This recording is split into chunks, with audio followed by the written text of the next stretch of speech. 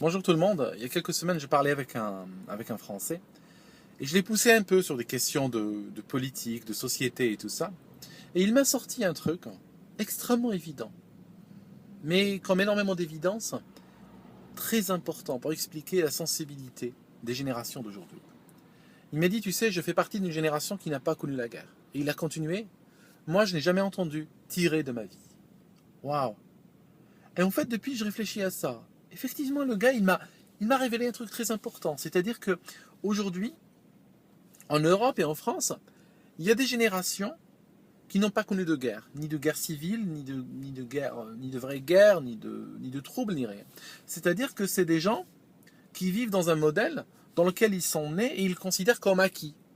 Et ils n'arrivent pas à sentir de menace sur ce modèle-là. Pour eux, ce n'est pas quelque chose de palpable. Quand ils lisent les histoires des anciennes guerres, pour eux, c'est comme s'ils lisaient une histoire sur les dieux grecs, quoi. C'est quelque chose de tellement ancien et qui, à première vue, ne semble pas les toucher dans leur vie d'aujourd'hui, ni dans leur vie future. Waouh. Et ça, je trouvais très, comment dire, très difficile à gérer parce que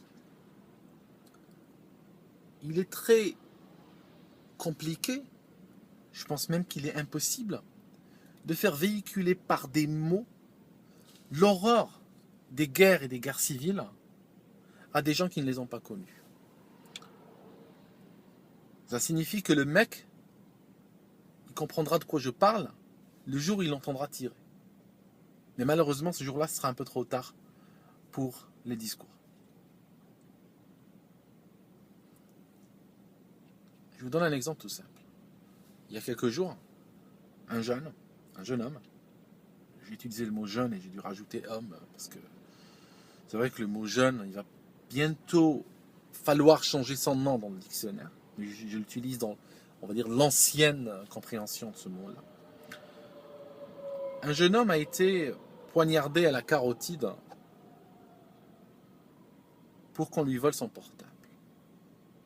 La dernière fois que j'ai vérifié dans le dictionnaire, ça s'appelait égorgé. Donc on va dire, pour simplifier, on va dire qu'il a été égorgé pour son téléphone portable.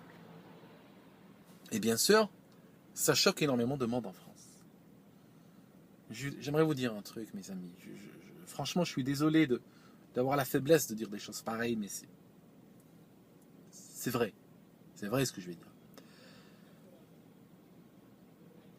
Ça ne choque que les gens qui n'ont jamais entendu tirer de leur vie.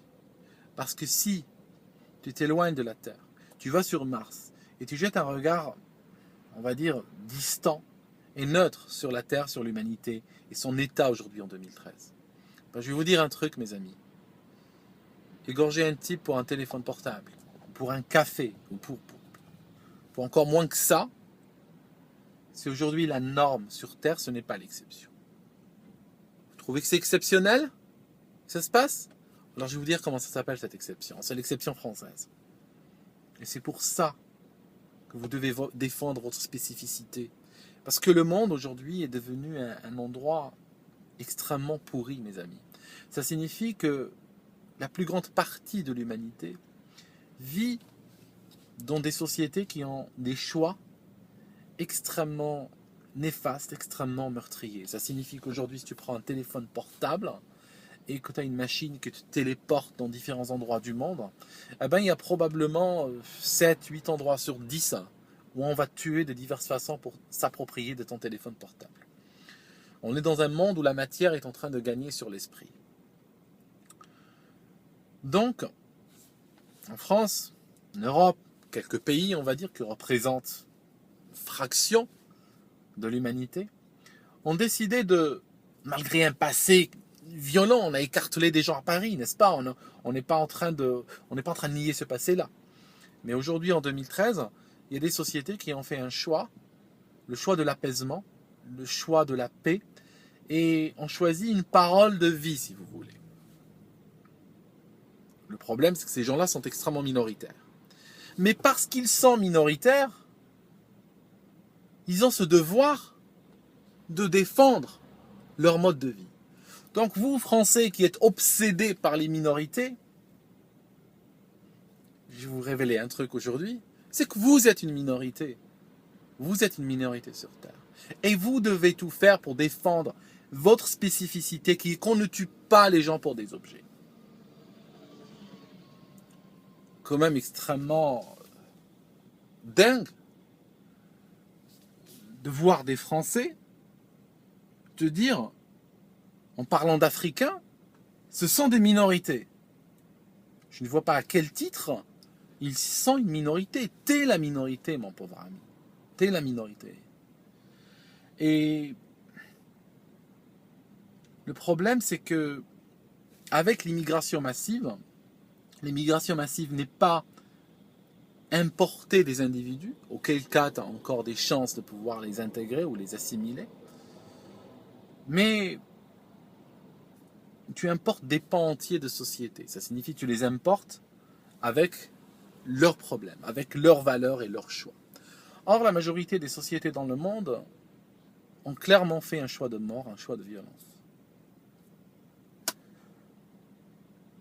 Si tu vas chez eux avec ton portable, tu vas te faire égorger pour ton portable. Si tu les ramènes chez toi et tu as le portable à la main, on va t'égorger pour ton portable.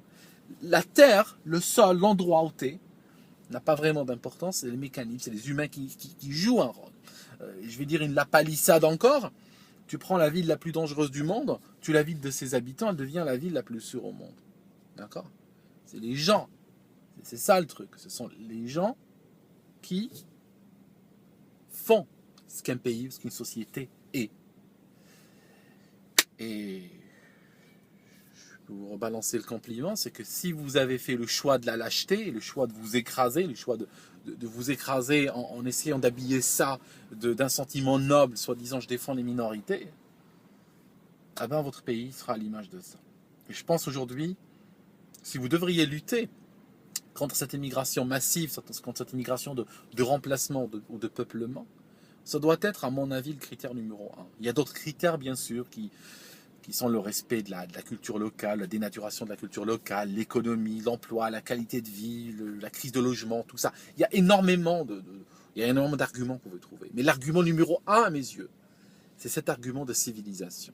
C'est défendre votre civilisation qui a fait les choix qui ont permis, pendant quelque temps, d'obtenir une vie paisible et une société où le plus fort ne tue pas le plus faible pour s'approprier de son porte-clés ou autre. Voilà. J'espère que j'ai été clair. J'espère en tout cas. Allez, bye les gars.